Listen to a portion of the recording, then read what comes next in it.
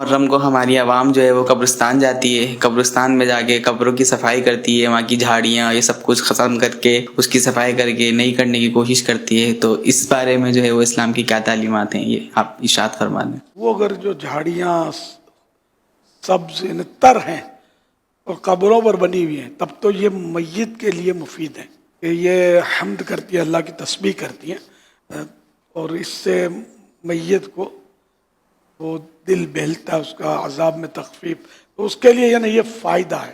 بہار شریعت میں لکھا ہے کہ قبر سے تر گھاس کھیڑنا یہ منع لکھا ہے، میت کی حق تلفی ہے. اب یہ جھاڑیاں کھیڑنا یا اس طرح کاٹ دینا، اس کی کوئی صورت کوئی یعنی ایسی صحیح وجہ ہو. یہ عاشورے کے دن لوگ صفائیاں کرتے ہیں، رنگ چونا کرتے ہیں. اب یہ اپنے طور پر یہ لوگوں نے بنایا ہوا ہے. رنگ چونے کی تو یہاں ضرورت ہے ہی نہیں. قبر کو رنگ چونا کر کے کرنا کیا ہے؟ فائدہ تو کچھ بھی نہیں ہے.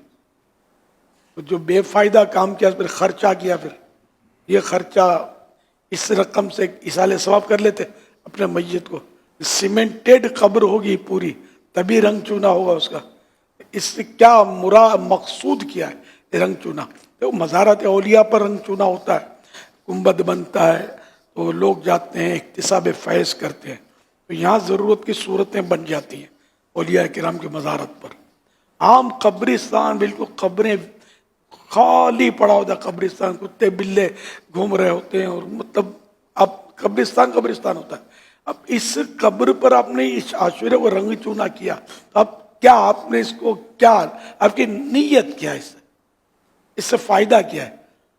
میت کو کیا فائدہ پہنچا؟ آپ کو کیا فائدہ ہوا اس سے؟ آپ لگا کر آپ چلے گئے، دھوپ آئی، بارش آئی، دھل دھلا گیا، کچھ بھی نہیں ہے.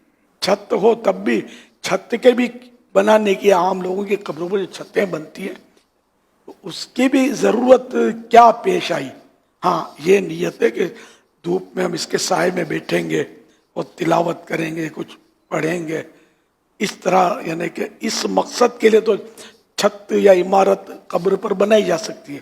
بلا ضرورت لوگ بنا دیتے ہیں. یہ اعلیٰ حضرت نے کوئی اسراف لکھا ہے، فضول ہے، یہ گناہ ہے، مال ضائع ہو رہا ہے اس میں. یہی رقم یہ ماربل کی قبریں کئی کے تھلوں کی بنا لیتے ہیں، ہزاروں لاکھوں روپے لوگ بعض اوقات اپنی اموات پر ہی خرچ کر رہے ہوتے ہیں جس کا کوئی مقصد نہیں ہوتا.